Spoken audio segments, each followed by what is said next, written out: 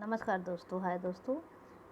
चलिए हम आज आपके लिए लेके आए हैं स्टे एजुकेशन फैसिलिटी में अर्चना के साथ आप आज देखिएगा पूर्व प्राथमिक शिक्षा की समस्याएं। ठीक है, पूर्व प्राथमिक विद्यालय में क्या क्या समस्याएं हैं या problem of pre primary education.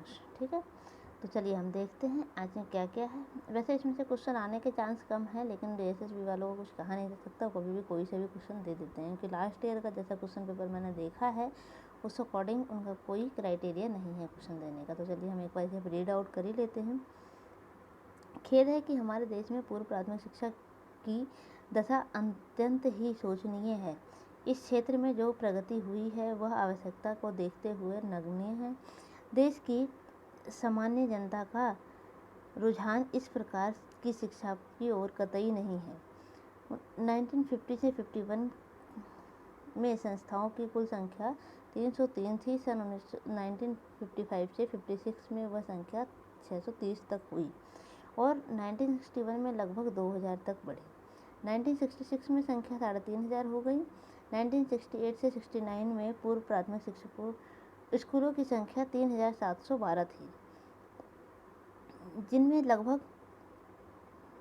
19 lakh छात्र पढ़ते थे। पूर्व प्राथमिक अध्यापकों को शिक्षण देने वाले 40 प्रशिक्षण स्कूल थे। 1983 से 84 में पूर्व प्राथमिक स्कूलों की संख्या लगभग 30,000 थी, जिसमें लगभग 18 लाख छात्र पढ़ते थे। इसमें 99% गैर मान्यता प्राप्त स्कूल हैं। विदेशों में कहीं कहीं पूर्व प्राथमिक शिक्षा राष्ट्रीय शिक्षा का अभिन्न अंग बन गई है। हमारे देश में यह स्थिति अभी भी बहुत दूर की बात है। हमारे देश में अधिकांश विद्यालय व्यक्तिगत संस्थाओं द्वारा चलाए जाते हैं, इसलिए यह शिक्षा बड़ी खर्चीली है। गरीब व्यक्ति अपने बालक को ऐसे विद्यालय में नहीं भेज पाता। इन बाल मंदिरों में बहुत शुल्क देना पड़ता है। वहाँ भेजने के लिए वहाँ बालक के पोशाक आदि पर जो खर्च पड़ता है वह गरीब आदमी के बस की बात नहीं है।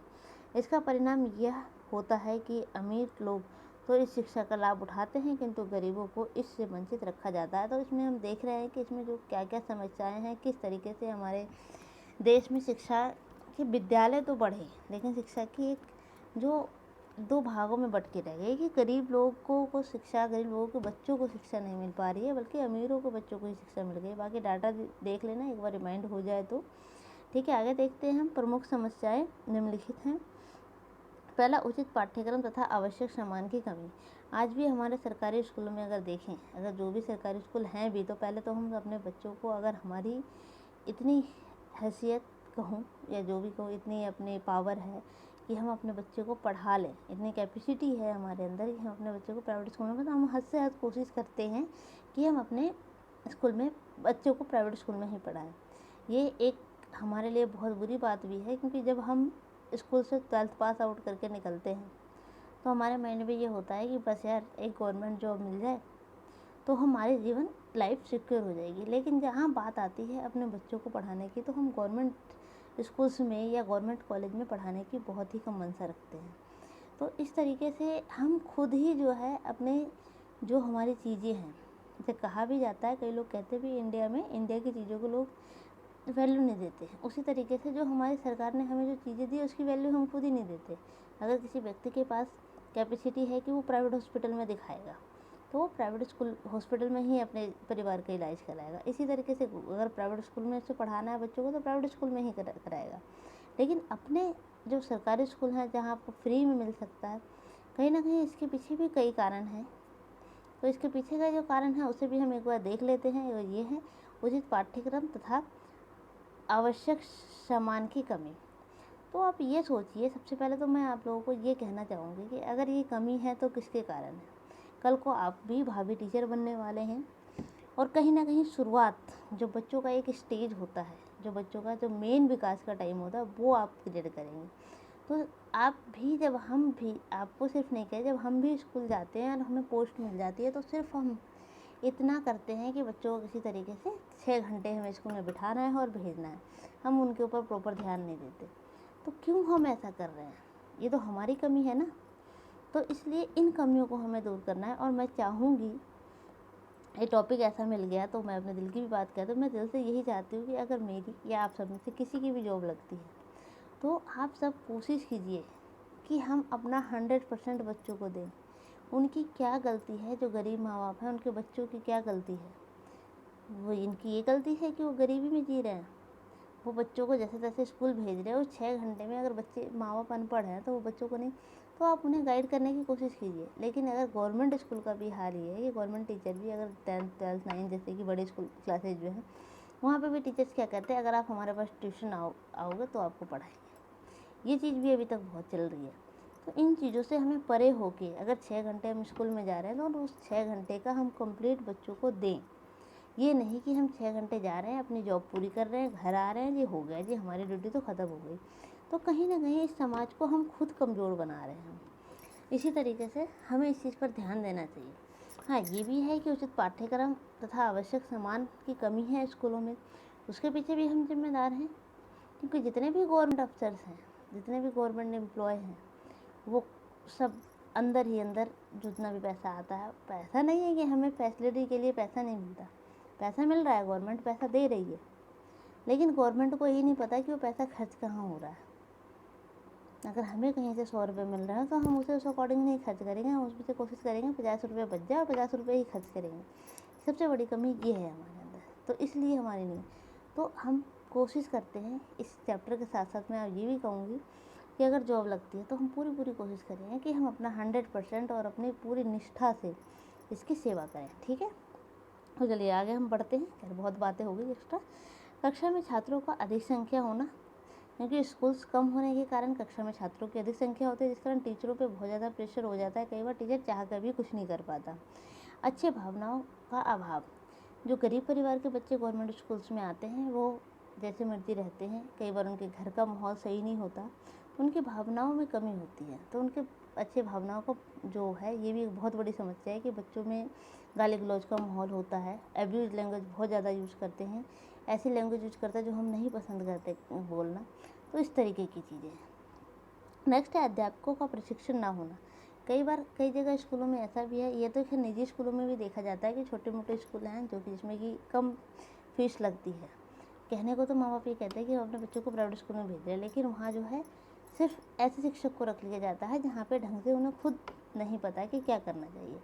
तो ये भी एक बहुत बड़ी समस्या है हमारे लिए। पूर्व प्राथमिक शिक्षा संस्थाओं के संगठन की कमी, पूर्व प्राथमिक शिक्षा संस्थाओं एवं संगठनों की कमी है, जो और होना चाहिए। ऐसे तो बहुत हैं, लेकिन इनका भी यूज़ किया जाए तो अच्छा रिस्पॉन्स मिल सकता है, लेकिन फिर भी कमी है। सरकार की उदासीन नीति, सरकार की तरफ से भी कमियां हैं कुछ। ठीक है, तो आगे देखते हैं। कुछ पॉइंट हमने पीछे पढ़े हैं। 6 पॉइंट। 7th पॉइंट यहाँ है, अच्छी पुस्तकों का ना होना। मतलब हमारे पास पुस्तक अच्छी नहीं है, इतने अट्रैक्टिव पुस्तकें नहीं है कि प्राइवेट स्कूल में एक से एक पुस्तक है, महंगी मिलती है, तो हमें गवर्नमेंट इतनी अफोर्ड नहीं कर पा रही है, तो वो भी हमारे लिए एक समस्या है। प्राथमिकता की समस्या, जो गवर्नमेंट स्कूल के टीचर्स हैं वो उतना ध्यान नहीं देते। ये स्कूल जा रहे हैं बच्चे, ठीक है, हम अपने फ़र्ज पूरा कर रहे हैं। पेरेंट्स भी ऐसे हैं, ऐसा नहीं टीचर ही सिर्फ ऐसे है कि फॉर्मेलिटी पूरी कर रहे हैं अपने जॉब के।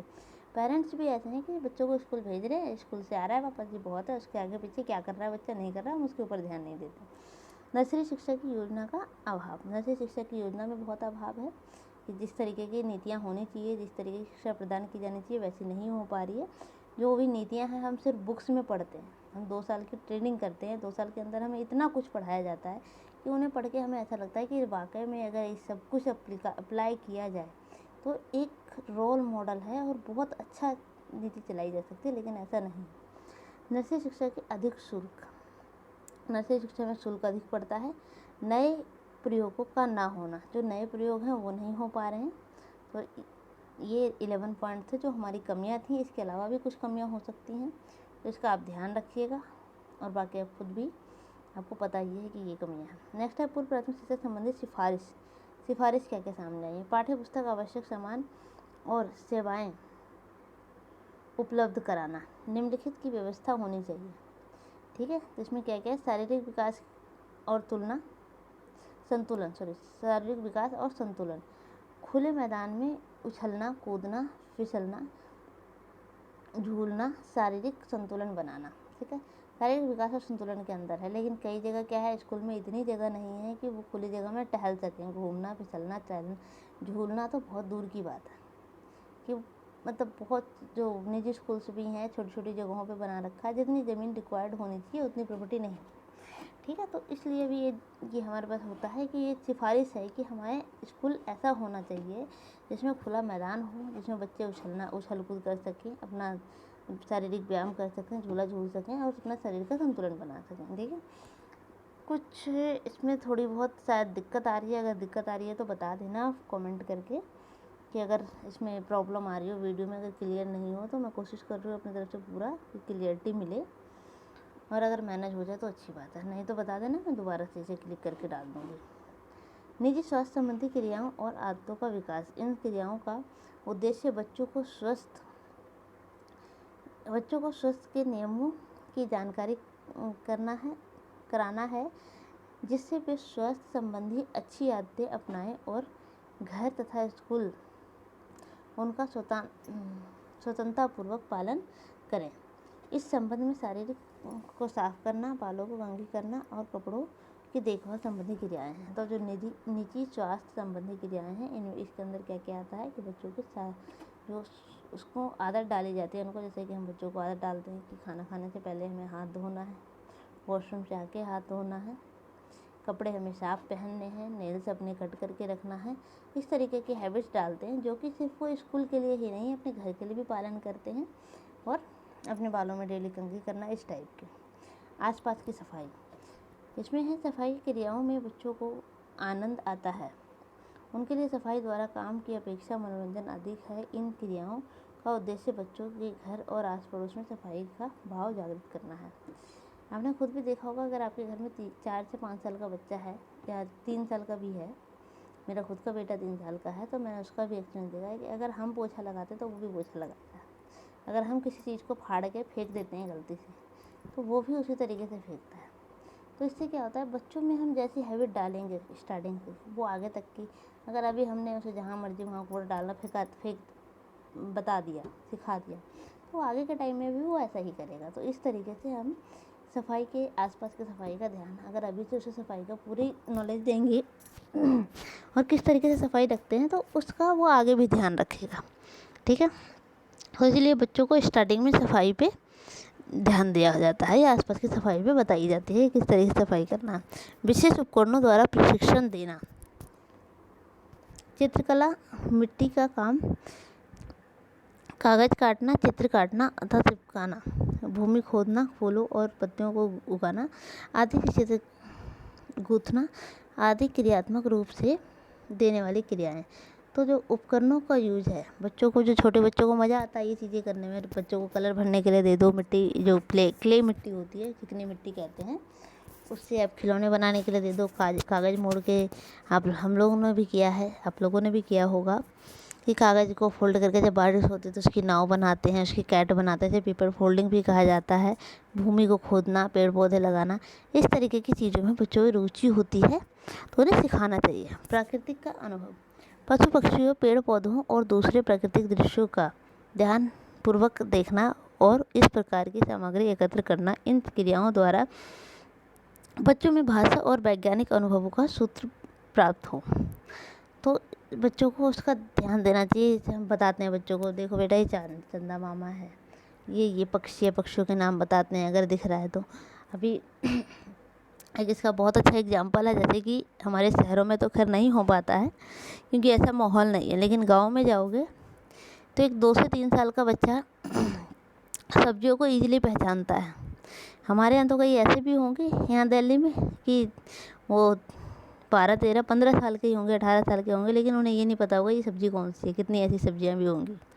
लेकिन बच्चों को उनके गांव में आसपास में जो भी, वो सब कुछ पहचानता होगा, सारे पशु पक्षियों को पहचानता होगा, क्योंकि हमें देखने को नहीं मिलती और वहाँ उन्हें देखने को मिलती है नेचुरल चीज़ें, तो वो उन्हें पहचानता है, अनुभव करता है। नेक्स्ट है भाषा और गिनती का ज्ञान।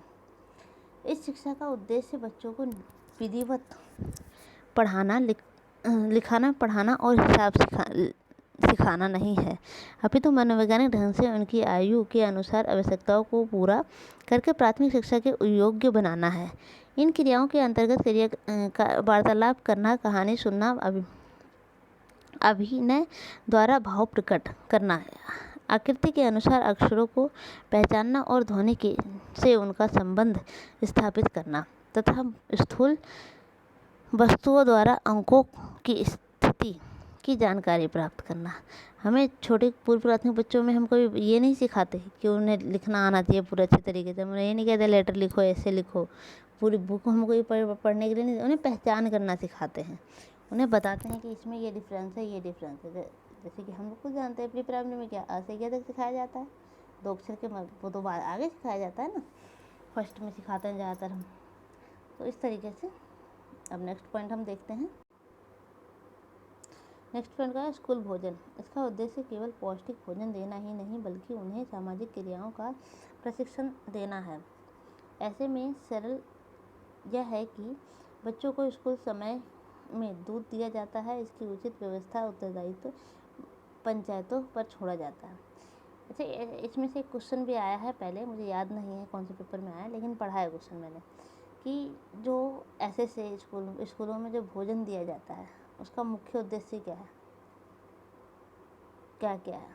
अब उसके अंदर एक ये है कि जैसे बच्चों को सिर्फ पौष्टिक भोजन देना है, बच्चों को स्वास्थ्य में ध्यान देना है, या बच्चों को सामाजिक जो हमारे बीच कई दूरियां हैं, ये हिंदू है मुस्लिम है इस तरीके या भाईचारे को बढ़ावा देना है।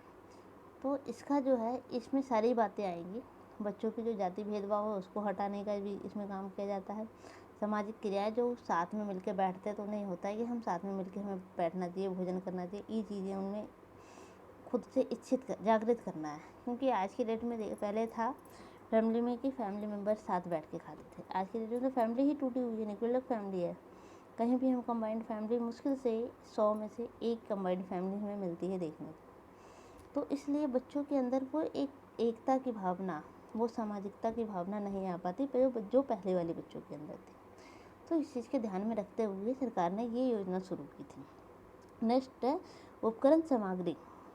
क्रियाओं के लिए आवश्यक उपकरणों के लिए स्थानीय साधनों का प्रयोग करके अधिकांश सामग्री प्राप्त की जा सकती है। अध्यापकों को प्रशिक्षण कला में उपलब्ध साधनों की सामग्री बनाने और स्थानीय दस्तकारों से सामग्री बनवाने का भी प्रशिक्षण देना चाहिए।